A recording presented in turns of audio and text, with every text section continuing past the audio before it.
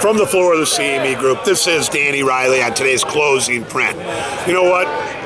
Despite the S&P being down today, it's really not. It's not really under that much selling pressure. The volume and the level of volume and trade here is extremely low. We just turned 1 million minis just now. You know, this week is going to be a gigantic test of the S&P.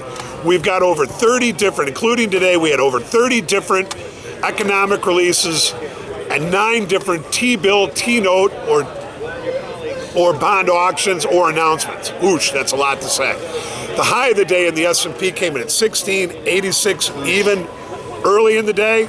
The low, came in at 1676.70 mid-morning, and last were 1679.80. We're down 6.8 handles. Total volume, 1.1 million minis trade and 2,800 big S&Ps trade in the pit.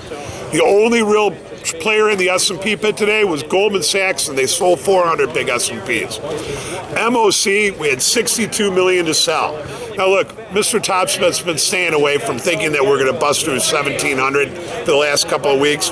We said that we thought the S&P had to back and fill. We made that Globex low last week at 1672, and then we retested that low at 1670 on Friday, and we're having problems getting above the 1686, 1689 level. Now our concern is with this abundance of economic reports and news coming out, and going into the end of the week with the earnings and the jobs report, we just don't know what's going to happen here.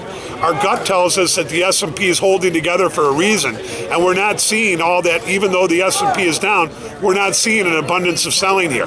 So you know what? We're going to leave it at that. We'll see you tomorrow on the opening print. Like I said, we got a lot of stuff coming out tomorrow, Wednesday, Thursday.